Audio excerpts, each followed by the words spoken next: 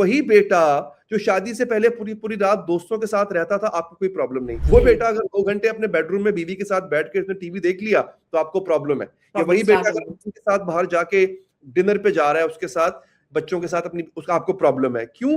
मैं अब joint families के हक में नहीं हूं। मुझे कोई कहे कि ज्वाइंट फैमिली होनी चाहिए, पाकिस्तान इंडिया में स्पेशली मैं कहता हूं नहीं होनी चाहिए। यहाँ पे प्रॉब्लम आती है ज्वाइंट फैमिली सिस्टम के अंदर जो है ना, ये इटसेल्फ गलत नहीं है, अच्छी चीज है, लेकिन मुझे हाँ, लगता है कि करंट डायनामिक्स में ये ऑब्सोल्यूट हो चुका हुआ है। बड़ी परसेंटेज है ना हमारे यहाँ। हम स्पेशली अगर पाकिस्तान की बात करते हैं या हम अगर इस खित्ते की बात कर लेते हैं, क्योंकि आपको डिफरेंट जगहों पर भी सुना जा रहा है, और अगर हम इंडिया की भी बात कर लेते हैं, अपने नेबरहुड कंट्रीज की, तो वहां पे भी जॉइंट फैमिली सिस्टम अभी भी है। लोग प्रेफर करते हैं मिलजुल कर रहना, चाहे हम जितने भी मॉडर्न हो जाएं। अब जब जॉइंट फैमिली सिस्टम है, तो hmm. How can we set boundaries? ये कौन तय करेगा? ये बाउंड्रीज कौन सेट करेगा? क्योंकि हमारे से पहले पेरेंट्स में तो इतनी करेज नहीं होती थी कि वो घर के बड़े बुजुर्गों से जाकर वन ऑन वन बात कर सकें। बेटे में जरूरत नहीं होती थी कि वो अपनी माँ के सामने जाकर कोई बात या मुद्दा रख सके।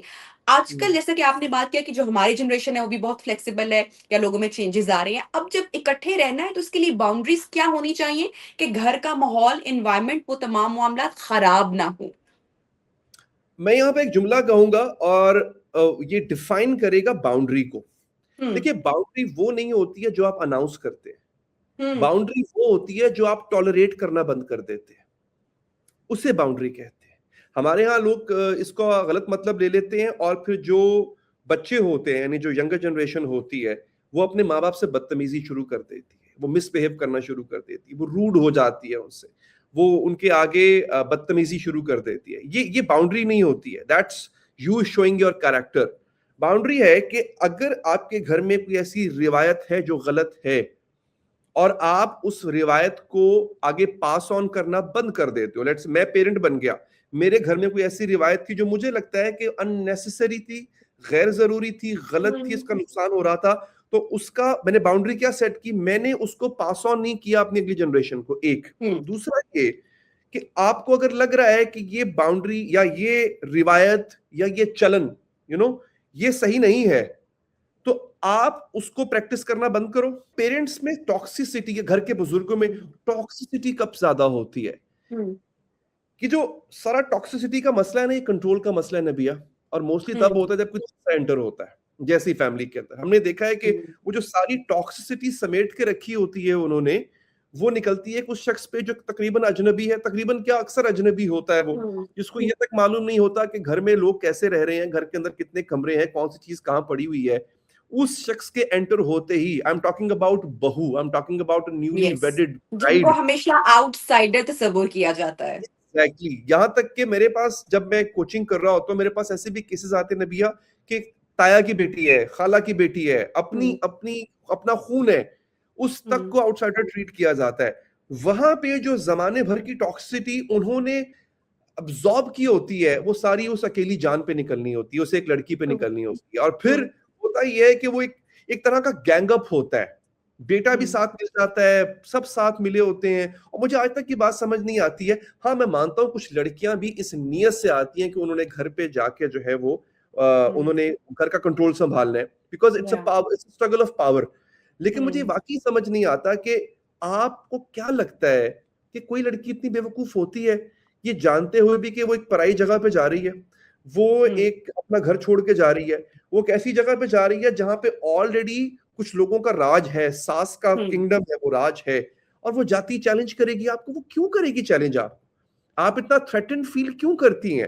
और मुझे करेक्ट। अक्सर जब लोग कहते हैं कि ये सास और बहू का रिश्ता, तो मैं कहता हूं देखो, ये सास और बहू का रिश्ता जो है ये पावर स्ट्रगल है। सो वो जो नबिया पावर गेम है ना, वो वो रिजेंटमेंट पैदा करती है, और ये प्री कंसीव्ड नोशन होते हैं, पहले से जेन ने बिठाया होता है कि वो जो आ रही है, जिसको बहुत चाह से लेके आ रही हूँ, जो मेरी अपनी बहन की बेटी है या मेरे भाई की बेटी है, उसको मैं लेके आ रही हूँ, और आते साथ ही मुझे उसको बताना है कि ये किंगडम मेरा है, ये टेरिटरी मेरा है।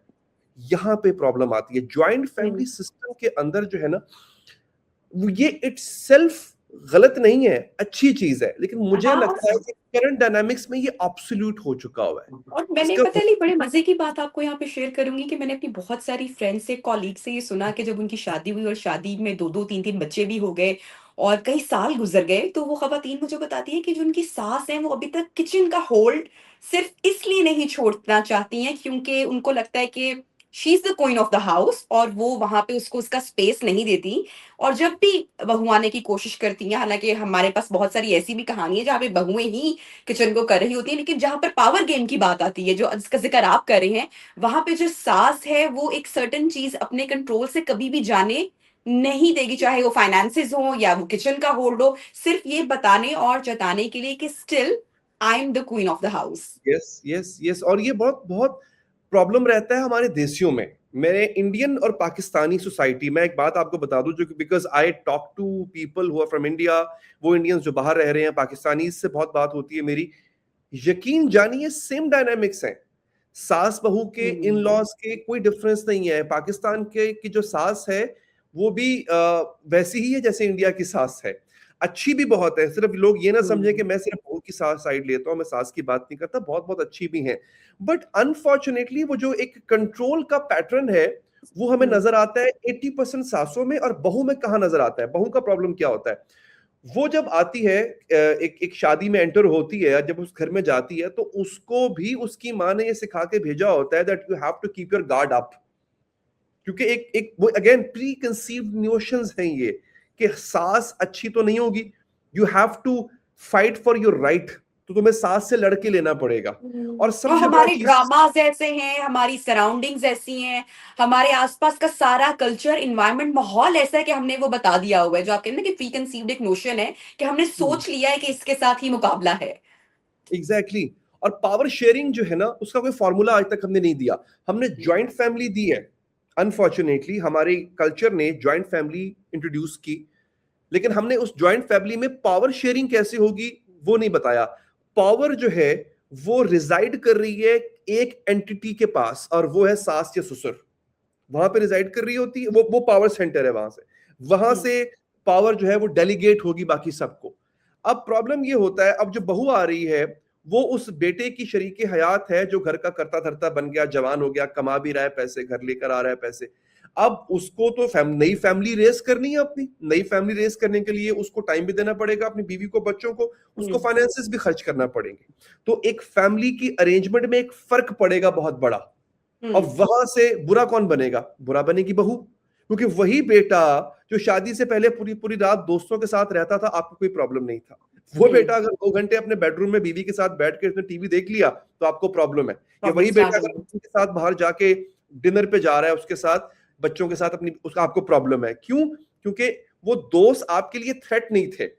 वो जो लड़की है जो अपने हस्बैंड के साथ डेट पे, डिनर पे जा रही है, वो थ्रेट क्यों है? इसका मतलब है प्रॉब्लम बेटे का टाइम नहीं है।